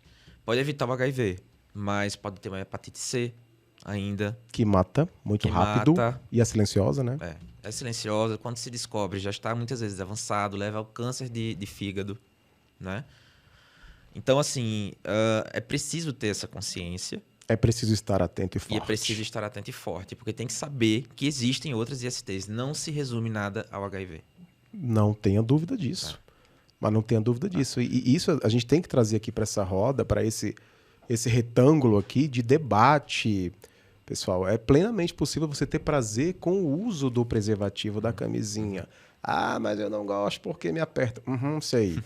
Temos vários tamanhos e sabores e espessuras. Então, pegue o que mais se adapta para você, para sua realidade. Mas não abra mão, porque tem esse surto coletivo. Eu estou falando por experiência no consultório, né? Eu uso PrEP, sim, e o restante. E tudo mais, né? Você quer realmente viver refém do sexo? Central de vícios e recompensas, cara. Você quer viver refém do sexo? Né? Então, Vitor Hugo tem um poema que ele fala, né? Que até o Frejá musicou: desejo que você tenha quem amar, desejo que você tenha um bom homem que se ame hoje, amanhã e sempre e tal. Os desejos do poeta francês Vitor Hugo, né? Quando ele diz desejo que você tenha dinheiro, né? Nem muito nem pouco, né? Mas eu desejo que você bote ele na sua frente e diga assim, ó, eu sou o dono. Mostre quem é o dono de quem. Isso vale para tudo, pessoal, para vícios, para tudo. Quem que é o dono do sexo? É você que usa o sexo ou ele que usa você? A gente tem que trazer essa seara aqui também, né, doutor? Isso. Porque fica um surto coletivo que tô protegido. Com certeza. E aí sai a torta direito. Agora, um ponto assim, interessante que tem que se falar é que eu vejo muito mais gays fazendo PrEP do que outras populações. É isso que eu queria chegar, mas não estava sabendo como. Obrigado. Obrigado, doutor. Nos critérios, lá falam profissionais do sexo. Sim. Homens que fazem sexo com outros homens. Que não necessariamente são homossexuais. Que não necessariamente são homossexuais. Isso é importantíssimo de se falar. Muito pai de família que faz, né? Deixa pra lá, deixa o oi, tudo bom? Exato. Vai lá, continua. Né? Profissionais do sexo, homens que fazem sexo com outros homens, pessoas que estão em uma questão de sexualidade mais de risco. Comportamento de risco. Sexual de risco. Então, é recomendável fazer o PrEP, né? Mas que não está restrito a uma população. Né? E que também não é muito divulgado como deveria. Eu sinto isso. Exato. Você vai em qualquer estação aqui de São Paulo, tem lá um monte de camisinha. Principalmente ali República, aquela zona do centro, que a gente sabe que é a zona do agrião, né? Então, assim, a gente vê ali o negócio, o bicho, a cara do bicho. Agora, por que não tem um cartaz PrEP, PEP, informativo? Será que não está faltando informação? Com certeza está faltando informação. Mas a gente acabou de sair de 4 anos de um governo que não quer investir nem sequer em educação sexual. Né? Então, assim, eu acho que eu até respiro fundo. A gente está se recompondo agora. Acho que agora que vai ter mais propaganda, vai ter mais incentivo ao uso do PrEP. Né? E uma coisa assim, um detalhe que tem que deixar bem dito, assim, que, se eu não me engano, as mulheres já estão de igual para igual ou já superou a quantidade de pessoas que têm HIV no Brasil. E mulheres heterossexuais. Sim, mulheres no geral. É que a grande verdade é que o HIV ainda... Chegou o café. Maravilha. Chegou o café pra gente. Isa, vem deixar pra nós. Mulher muito bonita obrigado. Dessa. Obrigado, hein, Isa? Puro. Obrigadão, querida. A gente tem que falar sobre isso, né? Sobre essa história de que na década de 80, quando surgiu, era o câncer gay, era a peste cor-de-rosa, providência divina, né? E realmente era tido como uma doença da promiscuidade. Isso. Que pegava o quê? Prostitutas, vagabundos e não sei o quê, galera de rua e tal. Até que começou a subir, né? Começou a chegar aí no High Society, né? E quando chega no High Society, o bicho pega. Né? As celebridades começaram a morrer, a adoecer. Como assim? Não era doença de vagabundo? Até o tratamento. Quando realmente as pesquisas e as investigações sobre o tratamento do HIV começaram depois de que, né, a população geral viram que todo mundo poderia ser acometido, todo mundo mesmo poderia ser acometido, é que trouxe a investigação maior e a criação das primeiras medicações. Pois é. Enquanto era uma coisa de gays... Não, ninguém... Enquanto tava ali no gueto, ninguém olha. Mas começou as celebridades, cara, começaram a adoecer. As pessoas da alta sociedade começaram a adoecer. Né? O High Society estava adoecendo, como é que pode? E tava cada vez mais down no High Society, né? E como é que pode deixar? Agora é hora de fazer alguma coisa. Ao contrário do coronavírus, porque já começou no high. Não tô sendo aqui polêmico, mas quem já trouxe a doença para o Brasil foi viagem internacional. Pobre tem condição de fazer viagem internacional, querido? Seja sincero. Não tem condição. Muito raro. Não tem condição. Tem condição de estar em primeira classe, nas Maldivas? Não tem condição. Tô sendo sincero aqui. Então, já não podia, tinha que fazer alguma coisa, né? Graças a Deus. Poderia ter sido feito com mais rapidez. Pois é, de novo. Respiramos, 4 anos de governo, toma água. Novamente, 4 anos de governo, né? E eu, assim, na época que explodiu a pandemia, eu estava administrando um hospital no interior, no Vale do Ribeira, e aquela nossa tentativa louca de conscientizar a população ao fique em casa. Criamos a unidade sentinela, utilizamos do espaço que nós tínhamos para fazer o melhor possível, a adaptação. Porque você lembra que chegou um tempo que a gente não encontrava mais máscara. Álcool, e o valor, então, né, brasileiro sendo brasileiro. E o valor, então, explodiu. Então, assim, a gente não tinha a mais acesso, tinha que improvisar, sentinela, síndrome gripal, faz isso, aquilo, tal. E eu lembro de um senhor que olhou, quando chegou com um problema, um machucado no pé, eu digo, o que o senhor está fazendo aqui, senhor? O senhor está com medo de morrer? Não. O senhor é idoso, o senhor é comorbidade, é grupo de risco. Vá para casa. Não, porque falaram lá em cima que era só uma gripezinha, tá ok.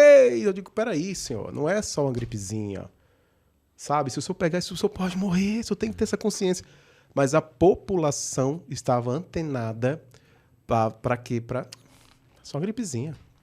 Não dá nada, porque a população brasileira, a grande maioria dela, é massificada de forma negativa. Não tem acesso à informação. Não é verdade? Perfeito, exatamente. Então, assim, faltou esse cuidado que nós tínhamos, parece que não surtia efeito. E eu olhava para a enfermagem e para os médicos também, todos exaustos. E todos com medo, mas eles não podiam recuar. Linha de frente não pode recuar. E, assim, fui linha de frente também, nessa época da pandemia. E eu fazia sempre uma comparação com o tema de hoje.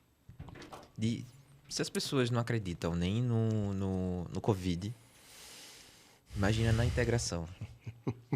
Imagina na empatia. Porque eu nunca vi tanta demonstração de falta de empatia na minha vida. Sim. E o contrário também. Eu nunca vi tanta demonstração de tanta empatia na minha vida. Eu acho que a pandemia, ela serviu para trazer essa divisão entre a personalidade, digamos assim. Não vou falar nem defeitos, mas personalidade das pessoas. Mas existe também uma coisa que a gente tem... Não estou fazendo advogado do diabo aqui, tá? Mas já que é para falar, já que é para tombar, tombei. Manda. Esse movimento, por exemplo, ninguém solta a mão de ninguém, mexeu com uma, mexeu com todas, né?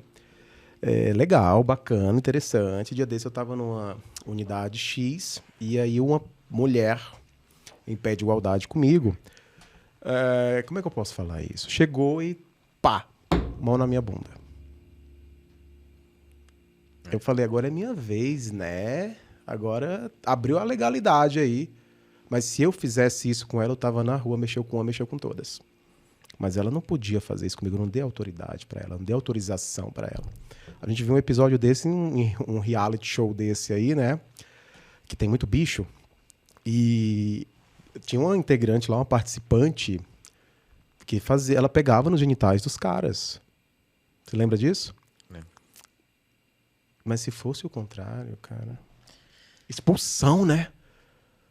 Por muito menos teve gente expulsa de outros realities. Por uma leve encostada ali na parede, uma coisa... Pô, tira, que é isso, abusador. Esse mexeu com um, mexeu com todos, tem que mexer com todos também, hein? Especificamente, assim, eu não posso falar de todos os casos, óbvio. Mas especificamente, assim, por exemplo, dessa participante do reality, existia uma certa permissibilidade dos caras para ela. Tinha algumas brincadeiras mais sexualizadas que ela fazia. Mas foi falado mais de uma vez que não gostavam. Devia ter parado. Sim. Deveria ter parado. Não é não, não é. Não é não. Não é não. Com certeza.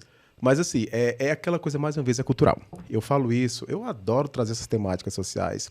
Botar fogo no parquinho mesmo, porque as pessoas têm que se acostumar a falar e interagir, né? Isso é muita questão social, mais uma vez, e cultural. Imagina, quando a gente pensa em violência doméstica, quem que te vem à cabeça como agente causador? O homem ou a mulher? Numa configuração heteronormativa? O homem. O homem, né? O homem. Mas você sabe que tem mulher que agride? Claro. Tem mulher que bate? Claro. Tem mulher que o cara não pode olhar pro lado que ela já tá enlouquecida. Perdeu o que ali? Tal, tem. Agora eu faço igual a Márcia. Para de ser doida! A Márcia é sensitiva. Mais sensitiva. Tem. Mas como que um homem chega na delegacia? Delegada, ela me bateu. Como é que faz isso, cara? É a nossa construção macho, alfa. Como é que fica? Porque foi incutido também que homem não chora. Né? Porque homem não chora e vem, sabe? Homem não pode chorar. Homem é o protetor, é o provedor. Sim, mas quem tem sentimento chora, quem tem vontade chora. Uhum. Isso não tem nada a ver com genital. Sim. Concorda? Concordo. Eu acho que tem algumas coisas assim na fala que a gente precisa repensar um pouco. Vamos. Né? Hoje eu tô meio provocativa demais aqui. Você já se arrependeu de estar aqui. Claro que não. Mas vamos lá. Ó, primeiro, assim, essa parte do ninguém solta a mão de ninguém. Vai ter sempre um elo de, como a gente já colocou antes aqui, de marginais. Um elo frágil. Um elo frágil que eles não vão participar, mesmo que seja a população incluída, eles não vão participar. Sim. Mas eu vejo essas pessoas como uma exceção à regra.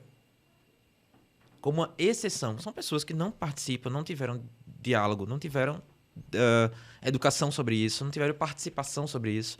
Então isso leva ao quê? Isso leva a pessoas que são de fora disso. Quando fala ninguém solta a mão de ninguém, são pessoas que estão ali num debate mais político, um debate mais social, sobre certos interesses. De dizer, estamos juntos e vamos ficar juntos. Defendendo seus interesses. Defendendo seus interesses. Mas sempre vai ter um elo que vai ser para fora. Vai ter uma mulher machista. Vai ter uma mulher submissa. Mulher que reproduz o machismo é pior do que um homem Exato. machista. Mulher que reproduz o machismo. Exato. Então, assim, vai ter sempre esse perfil de pessoas. Porque somos diversos, graças a Deus. Somos plurais. Diversos. Somos plurais. Ainda bem. Ainda bem. Agora você bem Faria Limer. Puta, Mel. Ainda bem. Mexendo até com... Rodrigo, puta, Mel. Entendeu? É isso, entendeu? Sempre, sabe? Vai sempre mexer com alguém de algum lado, né, cara? Vai, sempre vai. Baby Consuelo falou isso. Pô, a gente tá num momento que a gente não pode falar nada que todo mundo pira. Tem que ter cuidado com o que a gente fala. Voltamos aqui, né, um pouco no tempo que nós falamos no início dessa entrevista, desse bate-papo. Cuidado, responsabilidade afetiva. Você não pode sair disparando, não, querido, querida. Tome cuidado, preste atenção. Se todo mundo cuidasse um pouquinho mais da sua vida, né, já estaria de bom tamanho, né? Com certeza. É sobre isso. Então, a gente está falando aqui da dificuldade de acesso ao mercado de trabalho. Temos ou não temos? Com toda certeza. Na comunidade? Com toda certeza. Conta pra gente. O que você acha sobre isso, doutor? Isso está muito mais perceptível na população trans e Nossa. travesti. Muito. Um que chega lá é o salvador da pátria, né? Quem chega lá é o grande exemplo. É o grande exemplo. Tem que ser canonizado quase. Vai. Se as empresas mal aceitam um homem mais afeminado, imagina um trans. E tem um termo que eu aprendi, que me ensinaram, é uma coisa sobre passabilidade social. Passabilidade. Tem isso. Né? Que seria passabilidade social? Eu acho que no próximo episódio do podcast vai ser muito mais bem explorado. Inclusive, você já está convidado para retornar, hein? Queremos o Dr. Daniel Lafayette aqui de volta. Você retorna, hein, querido? Claro, vai ser um prazer ter você honra. aqui. É uma honra. Continua lá. Né? Mas a ideia de passabilidade social é a ideia de como a imagem social daquela pessoa pode se passar na sociedade. Ou seja, quando um homem trans, quando faz toda a transição de gênero, o quanto que ela vai parecer mais mulher, digamos assim, para a sociedade. Ela se passa mais. Mais. Ela detém menos olhares. Isso. Conquista mais cargos. Agora... Será que cargos ou será que ela conquista mais paz para ela? Também, mais paz. Paz de espaço. Paz de espaço, eu tava com certeza. Hoje estamos gravando aqui na quinta-feira, eu estava na terça-feira com aquela pessoa que eu te falei, que é uma mulher trans, e na rua com ela, tá, os olhares... Por que, gente, né? Porque não pode ter uma mulher de 1,86 m de altura, sabe? Uma mulher bonita. Não... Por que isso está chocando tanto? Exato. São esses olhares que falam da passabilidade social. É difícil. É difícil. Pois é. Imagino, né? Nunca passei, então... Nem passará. Imagino que seja difícil. Dá para usar um pouco de empatia para falar sobre esse assunto, Exato. né? É aquilo que nós batemos na tecla quando eu falo sobre lugar de fala. Não quero lugar de fala para poder falar de alguma coisa. Eu vou falar de muito pouco. Sim. Eu quero falar do que eu vejo que incomoda pessoas. E se a gente tem esse instrumento na mão de divulgação, de difusão, tem que ter responsabilidade. Eu vejo em muitas clínicas que eu vou, eu vejo hospitais, muitas estranhas trabalhando ali, mas só que geralmente elas estão... Roosevelt tem, você sabe, né? Sei. Só que a maioria, quando a gente vai ver, vamos falar dos cargos. Em um hospital que eu entrei, eu encontrei 3 estranhos trabalhando. Cargos. Nos cargos. Uma era ascensorista, uma era atendente e outra estava na limpeza. E é meio que tipo assim, ó, como fala no Nordeste, para lamber os beiços, hein? Ó, já te demos, você nem devia estar aqui. Exato. Não tem essa sensação? Sim. Eu quero e penso que os trans ou as trans devem ocupar todos os espaços. Não é pormenorizando essas profissões que eu acabei de falar, mas é que eu gostaria de vê-las como uma diretora do hospital, como as chefes, como os profissionais, como os médicos, como as enfermeiras. Enfermeiros, no geral. Sim. Queria vê-los ali. Sim. Sabe? Quero vê-los em todos os espaços. Igual a qualquer outra pessoa. Sim. Mas, como eu falei, não conheço ninguém médico ou médica. Mas a gente volta naquele tópico, a gente volta 2 casas, né? O acesso. É o acesso O que é acesso à bloqueado. faculdade de medicina, o acesso à faculdade de O enfermagem. acesso desde a origem. É. Se essa pessoa tão marginalizada, imagina se ela vai estudar bem. Se ela vai prestar atenção na sala de aula para aprender o básico. Quem nessa situação vai ser alfabetizado? Se na escola pública já é difícil e as pessoas se formam analfabetos funcionais, imagina um transexual numa escola que vai tentar estudar isso dessa forma e não consegue minimamente aprender, porque não vai ter concentração. Tá passando um inferno de vida. Não consegue concentrar. Não consegue concentrar. Não vai conseguir estudar. É. E diretores e diretoras de hospitais, de entidades, em geral, deveriam ser muito mais além do que um sexo ou um genital. Deveria ser alguém com competência, com certificação, com diplomação. Com certeza. E onde elas estão, né? Pois é. Por isso que é tão importante, eu me senti meio que no dever, doutor Daniel, de trazer esta pauta, né? E de trazer outras pautas, porque sim, isso precisa virar vitrine, esses assuntos têm que virar vitrine, né? E tem que virar uma vitrine de verdade, e dar espaço, e dar sim o tal do lugar de fala, né? Será que isso um dia vai conseguir diminuir a exclusão? Olha, tem eu vou utilizar um pouquinho do espiritismo para falar aqui esse exemplo. Que fala que quanto mais um homem vai se civilizando, mais ele vai aceitando as diferenças. Isso está escrito no Evangelho, segundo o Espiritismo. Isso, inclusive, foi um capítulo que eu li ontem, essa frase, e me marcou muito. Então, quanto mais civilidade, quanto mais aprendizado, quanto mais compreensão e quanto mais empatia a gente vai tendo por essa população, por toda a população, essa população que eu me incluo, quando tem maior empatia, a gente vai aprendendo. E a gente vai diminuindo os preconceitos e vai aprendendo o respeito. Agora, tá difícil, mas já foi muito pior antes. Então, a gente está numa curva ascendente de aceitação. Mesmo que lenta, mesmo que devagar, mesmo que insatisfatória. Mas cada vez mais que a gente mais aprende, mais a gente se tem empatia.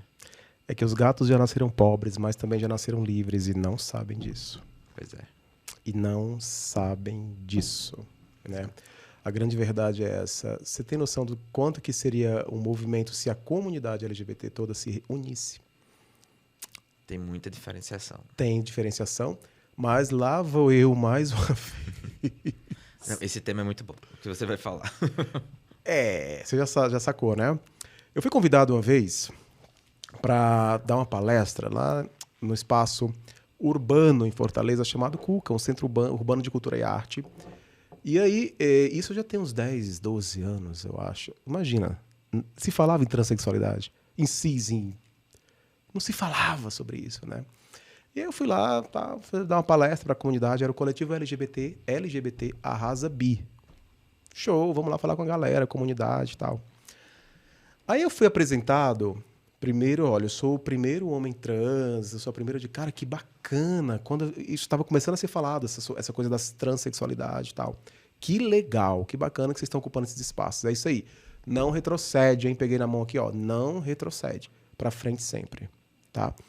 E eu fui pra esperar minha fala, não sei o quê, tal. E eu vou te falar o que eu ouvi, tá, pessoal? O que eu presenciei. De repente, começou aquelas danças, bate-cabelo, não sei o quê, apresentação, dublagem, bacana, os grupos. E aí eu tava lá sentado e fiquei observando o pessoal meio assim. Olha, que bicha gorda. Nossa. A outra, eu fiquei assim, eu digo, oi? Aí a outra aqui do lado, nossa, que bicha seca, feia. Eu digo, oi? Oi? Que isso? Vocês são eles também. Eu vi isso dentro da comunidade, desse lugar. Isso acontece na comunidade. Né? Eu não sei se estou falando bobeira. Certíssimo. Mas, no dia que a comunidade LGBT começar a realmente fazer um barulho correto e dar as mãos, eles vão começar a ter respeito. Porque assim, cara, fica aquela coisa do parada gay, do lugar gay, da barraca gay, do tio gay. Cara, tem que ocupar todos os espaços, tem que normalizar. Só que tá sempre todo mundo... Como é que se grita por inclusão e se segrega? Foi polêmico agora? Não. Polêmica... Vou tomar água enquanto você continua. É um assunto polêmico em si, mas é a verdade que tem que ser falada. Dentro da comunidade... lá dentro, é uma das comunidades que mais etiquetam as pessoas. É a maior hipocrisia, sinceramente, que eu acho que existe. Ó, ele que tá falando aí, ó. Dá close nele aí, Rodrigo. É uma das maiores hipocrisias que existem, essa questão de tem gueto, igualdade. Né? Tem gueto, né? Gueto. É Barbie, é urso, a Barbie, urso... a definição do magro, que é muito magro, do que é muito alto, do que é muito baixo. A pão com ovo. A pão com ovo. Horrível isso. Olha, gente, ó. O afeminado, né? Não, assim, mas assim... Mas é dentro da comunidade. Quando eu vejo as pessoas se conhecendo para se relacionarem, eu acho, sinceramente, um narcisismo muito absurdo as pessoas quererem procurar o seu igual. Eu não vejo, muito todo raro... Todo mundo tem que ter tanquinho, cara, por quê? É muito raro, eu vejo muito raro uma pessoa que é muito musculosa namorar com uma pessoa pouco gordinho, assim. Ou muito alto namorar com baixo. Eu vejo uma certa etiqueta nas pessoas... Na comunidade? Na comunidade, que definem valores em que as pessoas acabam, muitas vezes, querendo, de toda forma, aquele igual. Mas estão sempre buscando alguém para ocupar o lado esquerdo do peito, né? Mas tem que ser igual. Mas tem que ser igual. Então tem meio que um protocolo, né? Meio que um... E aí voltam sempre para casa vazios e sempre sem a companhia, porque não encontrou o igual, Exato. Pô. E mas a gente vai entrar também na esfera de fetiches, interesses, sim, isso é normal. Sim. E assim, quando tem um casal diferente um do outro que se relacionam, as pessoas julgam. Ah, mas você é magro, ele é muito gordo. Ou, enfim, isso e vice-versa. Já colocam para separar. E já colocam pilha para separar as pessoas. Eu achei muito, nesse dia especificamente, que eu fui dar essa palestra, eu achei uma intolerância da comunidade na comunidade. Na própria comunidade. Como é que pode? Pois é. Como fala no Nordeste, como é. Pois é. A comunidade só se une quando tá todo mundo querendo invadi-la. Aí a comunidade se une. Por exemplo, esses últimos anos teve muita invasão. Então, quando tem uma invasão, eles se unem. Invasão de? Invasão, digamos assim, para buscar essa heteronormatividade. Não, invasão política, digamos assim. Invasão das resistências. Então, ocorre essa invasão.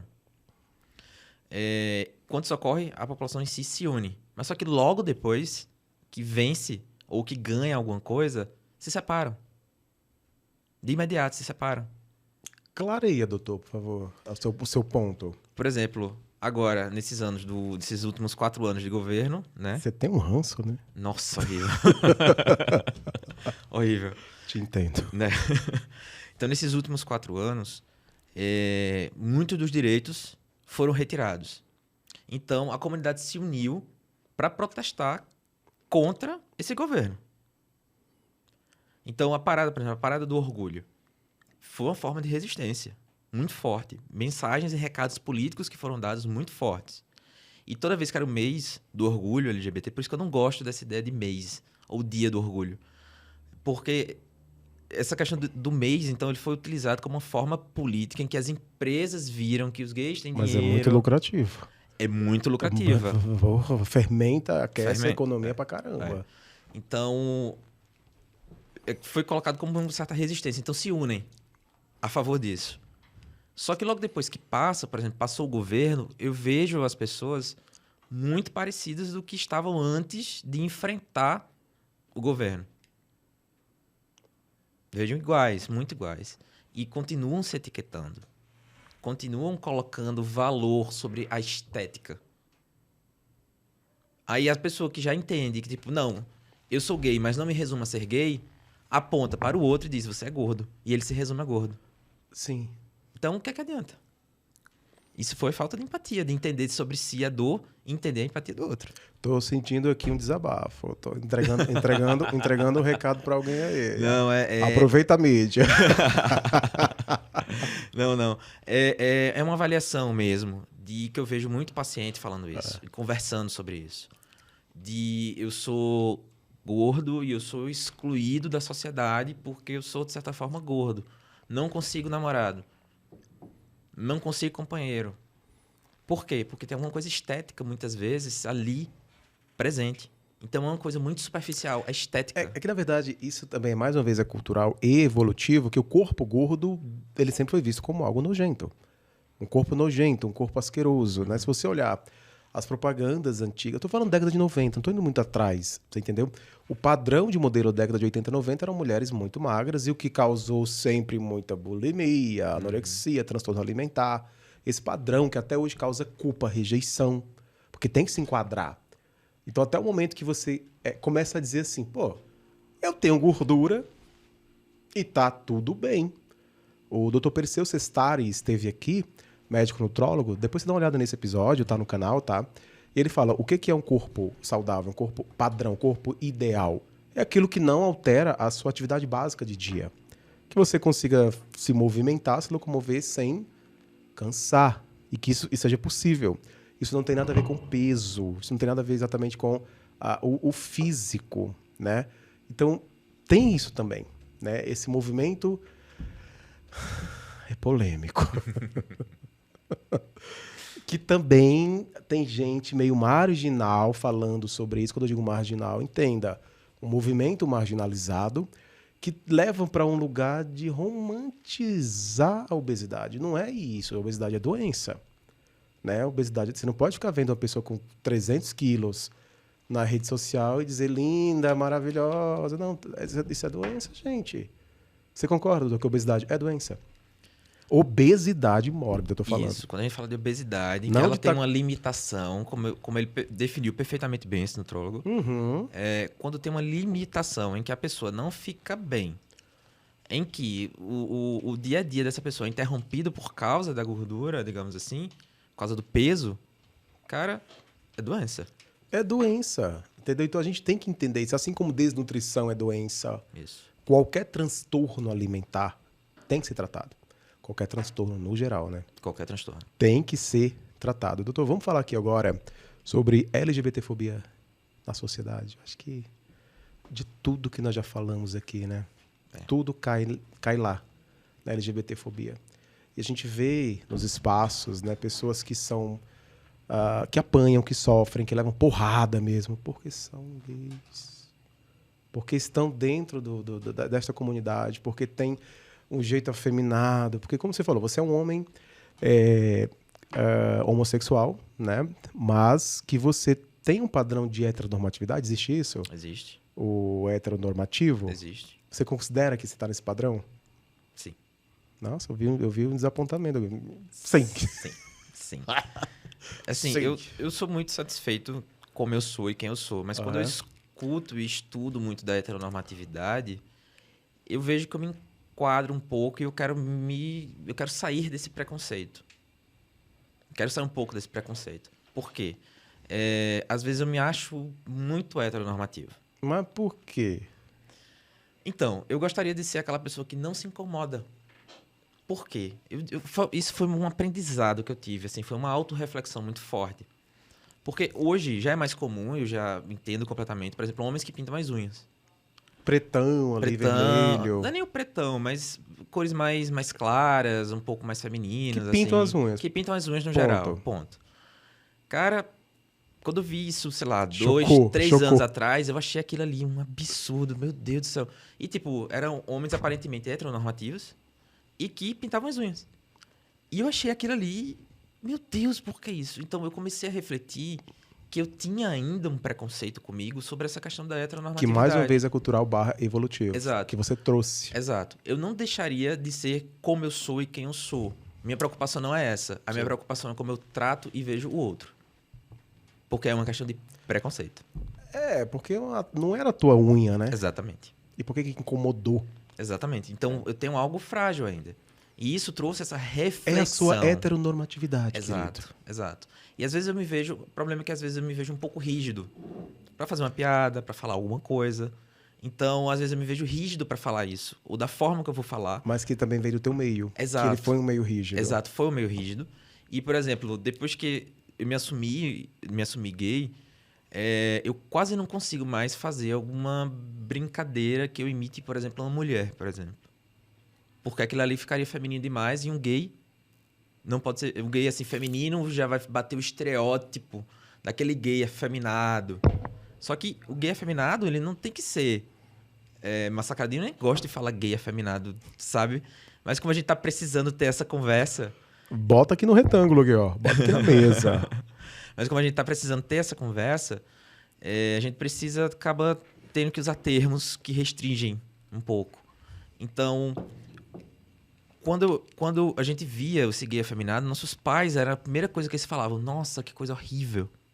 Isso é horrível. Isso é feio. Ao desgosto de um pai. Ao desgosto, desgosto. Imagina o pai vendo uma pessoa assim. Dele, Exato. Então, isso traz uma reflexão para mim de que eu tenho que ser como eu sou. Esse é meu jeito de ser. Eu já entendi que meu jeito é esse. Problema se acham heteronormativo demais. Paciência. Mas eu gostaria de, cada dia mais, abrir minha mente. E isso eu tenho feito. Eu tenho conseguido ser muito mais aberto a outros tipos de pessoas. Vou classificar assim. Outros tipos de pessoas, outro tipo de manifestação de sua aparência ou de sua sexualidade. Então, cada dia mais, eu me torno muito mais aberto e eu aprendo com as minhas limitações. Estou limitado com isso, então eu tenho que ir para frente em relação a isso. Então, hoje, eu me considero, graças a Deus, uma pessoa muito aberta. Tenho meus preconceitos, claro, mas preconceito com tudo. E eu venho descobrindo Mas a gente tem preconceito. Todo mundo Fui tem. fazer essa xícara, eu não gostei do azul, meu preconceito com esse azul. Uma coisa é um preconceito com objeto inanimado. Outra coisa é um preconceito com o ser humano. Com o ser humano. Com as características próprias dele. Então, na psiquiatria, eu venho aprendendo cada dia mais isso. Cada dia mais que eu vejo um paciente novo, eu aprendo mais ainda. Eles me dão muitos exemplos de vida, cada paciente. E eu acho que o importante não é só assumir os preconceitos, é enfrentá-los. E isso, graças a Deus, eu venho conseguindo enfrentar. Né? Doutor Daniel, eu de verdade, nós estamos já chegando aqui ao final do nosso podcast. Foi um papo super leve, né? E ao mesmo tempo muito corajoso. Muito corajoso porque você se desnudou, né? Aqui você falou abertamente e você trouxe um prisma muito legal, né? Que é exatamente essa questão do eu não sou somente homossexual. Isso é uma parte de mim, isso não é o meu todo, né? Eu sou o médico, eu sou o namorado, eu sou o filho, eu sou tanta coisa. Né? Por que me resumem somente a minha sexualidade?